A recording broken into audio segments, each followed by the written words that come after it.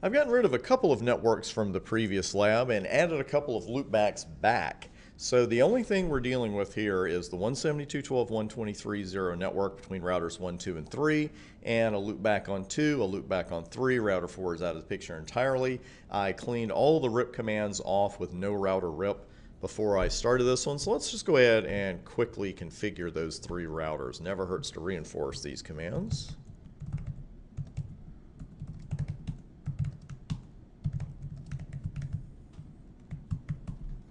And done.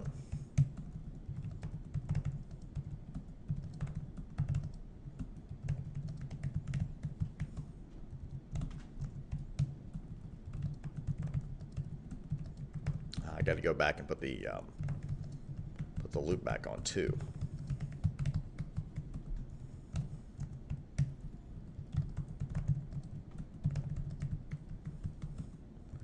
All right, so actually just that quickly we're all set. Got all the network commands, got no auto, got version 2 on all my routers, and I'm just going to check this before I proceed with my lab. And I don't have anything yet. It's kind of unusual. I could do a clear IP route asterisk. And then hope got my updates. And I don't. And I still don't. I'm sure you saw exactly what I did wrong there. And if you didn't, you're going to see exactly what I did wrong here in just a second. But this is an easy mistake to make, but it also leads into something that's very important as far as debugs go. Because let's face it, this is a pretty simple config we just put in. It's one of the simpler configs we're ever going to put in. And it's a couple of network commands, no auto, got your version, and that's it. And to try to figure out why I still don't have my routes, I could go out and look at the config and try to spot it. And the one thing I want to warn you against there, and I'm not saying I've never gone out and looked at a config, because I have, but the one thing you want to watch out for is that your eyes can kind of play tricks on you, especially with commands that you see in a config often. And especially on your exam, I would watch auto summary and no auto summary in the configs, and I'm not giving you any great inside information there. It's just something to look out for, because we're all so used to seeing no auto summary in a RIP config that when we just have auto summary, your mind's eye tends to put a no in front of it.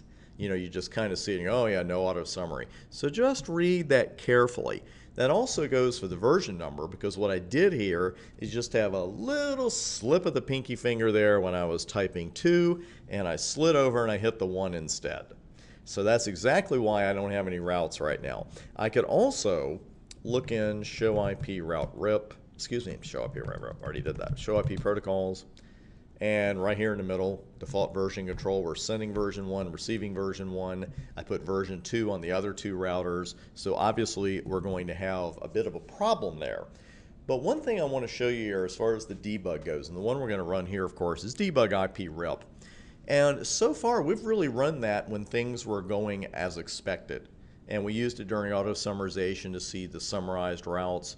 But the thing is, I want you to get used to running debugs. If you're fortunate enough to have a home lab or you have a simulator that runs debugs, be sure to run them when things are running correctly, because it's a wonderful reinforcement of what's going on as far as, you know, where updates are going, what updates are kept in a packet, that kind of thing. It really reinforces the theory marvelously.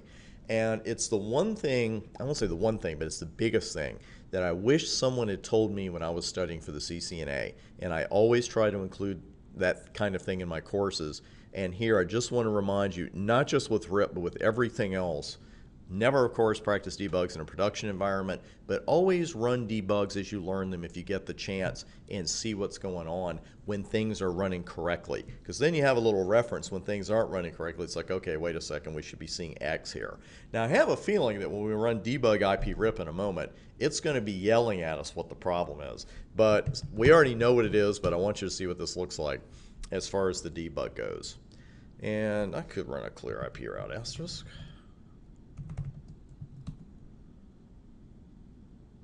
And you can see that I'm running version 1, sending request, and I'm broadcasting it because it's going out to 255 in all 4 octets. And hey, we're ignoring some version 2 packets. Not a good idea, but that's actually what's going to happen when the interface is configured to accept only version 1 as it is here, and we got version 2 packets coming in. It's not going to say, oh, no problem, I'll just take these version 2 packets. RIP doesn't work that way, especially when you use version 1 or version 2 like we did here. So what we need to do is fix it.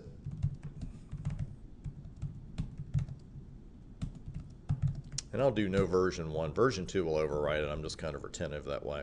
I like to take an old command off, put no in front of it. So now, let's see if that has had the desired effect yet. We've got one of our subnets. We'll see the other one here pretty shortly. And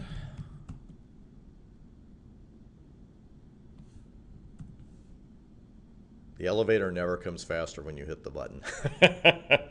I should have just done a clear. Let's go ahead and do a show IP router up here. There we go. Just 6 seconds. So that's all there is to it. But again, the debug IP rip, simple debug. You're not getting a ton of information. You're seeing the updates, you're seeing who they came from, you're seeing where the hops are. But it's a great way because what I have learned, and if this is you right now, don't feel badly about it at all. People are a little intimidated by debugs. Like, I don't want to run any debugs. I don't want any debugs unless we have a problem. But what you don't want to do is be that admin who is going to go out and stare at the config until blood droplets form on their forehead, because that's what happens sometimes if you haven't learned debugs along the way. Yes, this one was easy to spot in the config, but you're going to run into problems that aren't as easy as just as looking at the config. So I will sum it up. Learn this debug and then learn all the other debugs that you're introduced to in your studies as you go along. Don't let them intimidate you. Like everything else in Cisco, it's a little odd at first. It becomes second nature after a while. So that is it for this, but I think we got a little more RIP coming up, and we'll see that next.